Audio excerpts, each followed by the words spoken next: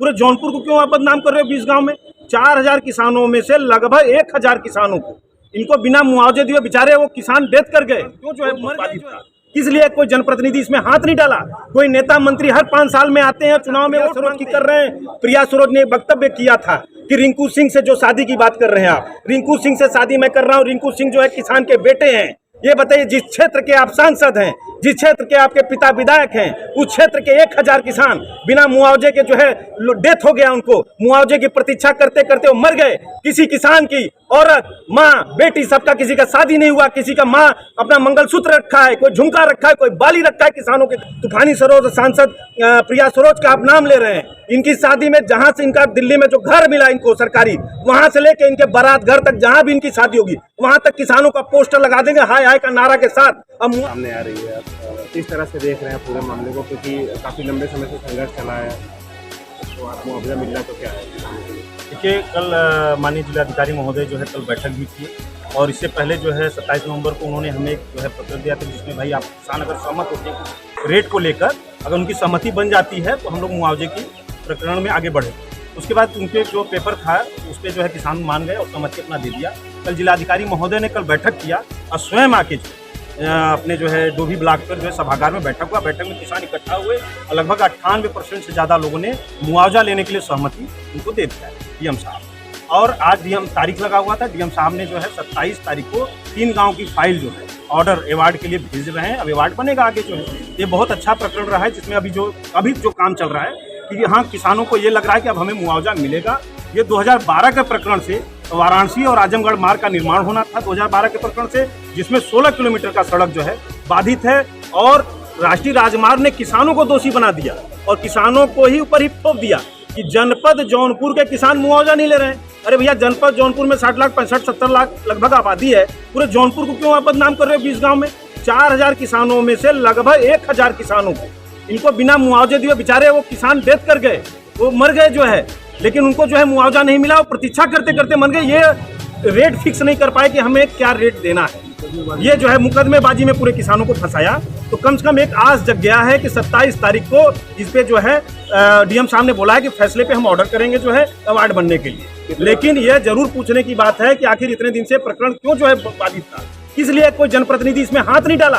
कोई नेता मंत्री हर 5 साल में आते हैं, चुनाव में वोट मांगते हैं, लेकिन आखिर जनपद जौनपुर में जिस क्षेत्र के 1000 किसानों की लगभग मृत्यु हो गई हो, उसमें इन लोगों ने हाथ क्यों नहीं डाला? चाहे पक्ष हो चाहे विपक्ष हो, एक भी लीडरशिप क्यों काम नहीं आया? आखिर किसान को लड़ाई अपना खुद लड़ना पड़ा और बिना सड़क बनाए टोल की वसूली हुई थी, जिसमें आप लोगों ने देखा कि बनारस जनपद में जाके किसानों ने टोल को कब्जा किया। तब जाके जो है वहां से आया कि भैया गाड़ियां जनपद जौनपुर इतनी गाड़ियां इस क्षेत्र की माफ होगी, तब जाके किसानों ने जो है टोल मुक्त किया जो है। बीच में आपने एक प्रतीकात्मक विरोध किया था, हेलीकॉप्टर लगाया था, लिखा था कि सांसद और विधायकों को लेकर के लिखा था। बिल्कुल, मैंने एक हेलीकॉप्टर लगाया था जनता को भी दिखाने के लिए और नेता मंत्री को भी आंख खोलने के लिए कि नेता मंत्री जी, आप जब इस सड़क से गुजरे, ये दुर्घटना संभावित क्षेत्र है, प्रत्येक दिन यहाँ दुर्घटना में लोगों के हाथ पैर टूटते हैं या मृत्यु होता है, कि कृपया इस हेलीकॉप्टर का प्रयोग करें। और क्योंकि आपकी जान की कीमत जो है हमारी जनता की नजर में बहुत है, हमारी जान की कीमत आपके नजरों में हो या ना हो, इसलिए हमने उनको जगाने की कोशिश किया और जनता को भी दिखाने की कोशिश किया। जब 24 घंटे के अंदर अंदर उस प्रतीकात्मक हेलीकॉप्टर को उतार के हटा दिया गया, शासन प्रशासन में हड़कंप मच गया, तो मुझे ये लगा कि यार एक फोटो कॉपी से प्रतीकात्मक हेलीकॉप्टर लगाने से अगर 24 घंटे में उसको हटाया जा सकता है, तो 16 किलोमीटर पे अगर 500 लोगों की अगर दुर्घटना में मृत्यु हो जाती है, उस पर पहल करके उस दुर्घटना के रोकथाम के लिए आखिर शासन प्रशासन जनप्रतिनिधि क्यों नहीं सामने आए? हेलीकॉप्टर जनता को मैंने दिखाया कि आपकी जान की कीमत कुछ नहीं है, आपके जान की कीमत से ज्यादा वो टूटा फूटा बिना इंजन बिना शीशे का हेलीकॉप्टर।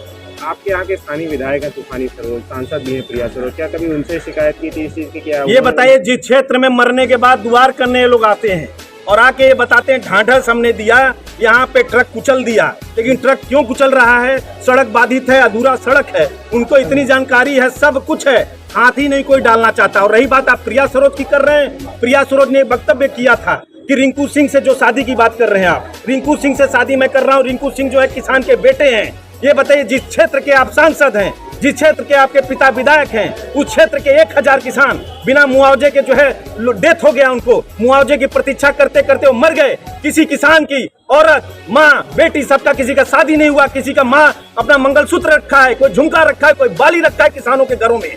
साहूकारों के पास वो ब्याज ले रहे हैं, कर्ज ले रहे हैं बैंकों से, उनको पैसा नहीं। आपको वो नहीं दिखा रिंकू सिंह के पिता किसान है, ये कह के आपने जो है शादी कर रहे हैं।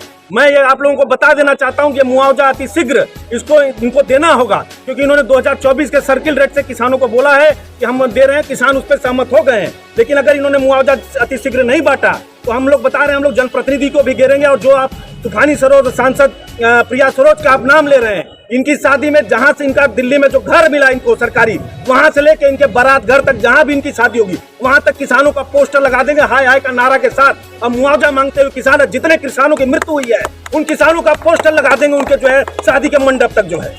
तो क्या नाम है आपका? क्या अजीत सिंह डोभी, किसान नेता। मैं किसानों का नेतृत्व करता हूं, और नेतृत्व ऐसा है कि आज देख लीजिए, जिन लोगों ने हाथ उठा दिया था, इस मुद्दे में कुछ नहीं होगा, ये सड़क नहीं बनेगा। मैं ये बता देना चाहता हूं, मैं श्रेय नहीं लेना चाहता हूं, लेकिन मैं श्रेय इन किसान भाइयों को देना चाहता हूं जो मेरी बातों को उन नेताओं से ज्यादा मानने की कोशिश किया, हर जगह खड़ा होने की कोशिश किया और मेरा साथ दिया। आज उनके वजह से आज देख लीजिए कि 27 तारीख को अवार्ड बनने जा रहा है। ये बहुत बड़ी बात है, चाल बनने जा रहा है।